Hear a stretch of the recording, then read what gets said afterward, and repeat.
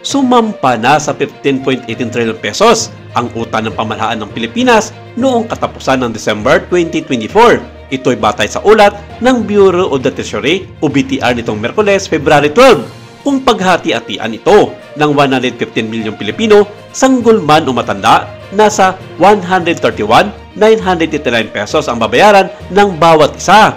Mula nang umupo si Pangulong Ferdinand Marcos Jr. sa Malacanang noong July 2022, 2.39 trilyon na ang nadagdag na utang sa pamahalaan dahil 12.79 trilyon pesos ang utang na iniwan ng Administrasyong Duterte.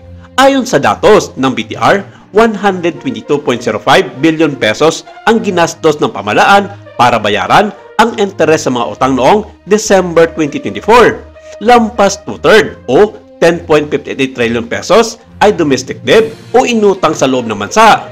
Nasa 414.51 billion pesos naman ang nadagdag sa domestic debt nitong Disyembre mula Enero at ito ay mula sa tinatawag na government securities o pangungutang ng BTR sa pamamagitan ng pag-issue ng government bonds o treasury bills. Nasa 4.6 trillion pesos naman ang mga inutang sa dayuhan. Kung tutusin, bumaba ng 26 billion pesos ang foreign debt mula sa 4.63 trilyong naitala noong Enero. Hindi ito nangangahulugang nagbayad ng prinsipal ang pamahalaan dahil bumaba lamang ito sa ng lumakas ng bagya ang peso kontra dolyar. Ang pagkwenta ng BTR sa foreign debt noong Disyembre ay mula sa palitan ng 56.17 pesos sa dolyar, samantalang ang kwentahan naman noong Enero ay nasa palitan na 56.40 pesos kada dolyar. At sa patuloy na girian ng mga bansa sa West Philippine Sea, inihayag ng China na nagbayad ng umano ang Pilipinas sa mga kautangan nito mula sa 10 years of Tibet na ginamit sa mga proyekto ng gobyerno mula pa noong panunungkulan ni President Gloria Macapagal Arroyo.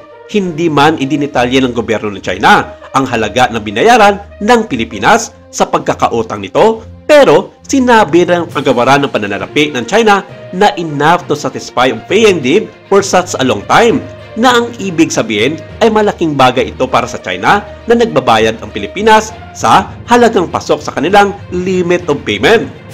Samantala, inaasahan ng India na magbenta ng mga short-range missile system sa Pilipinas ngayong taon sa isang deal na nagkakalaga ng higit sa $200 million para sa ikalawang pangunahing kontrata sa pag-export ng depensa ng New Delhi sa Manila habang lumalaki ang tensyon sa China. Ang ACAS missile system na binuo ng Defense Research Body ng India ay nakakuha ng interes mula sa Pilipinas na nang nagsabi sa New Delhi na gagawa ito ng order sa taon ng pananalapi na magsisimula sa buwan ng Abril. Ang surface-to-air missile system na may saklaw na hanggang 25 kilometers ay na-export na rin sa Armenia noong nakaraang taon sa isang 230 million deal at idinagdag na ang pagbenta sa Pilipinas ay inaasang mas malaki kaysa sa Armenia. Gayunpaman, hindi nila inihayag ang bilang ng mga missiles at kasamang mga sistema, kabilang ang mga radar at iba pang support technology. Ikinatuwa naman ito ng ilan sa mga defense expert at sinabi na isa ito sa mahalagang deterrence kontra sa mga magtatangkang manggulo sa Pilipinas, partikular na dito ang bansang China.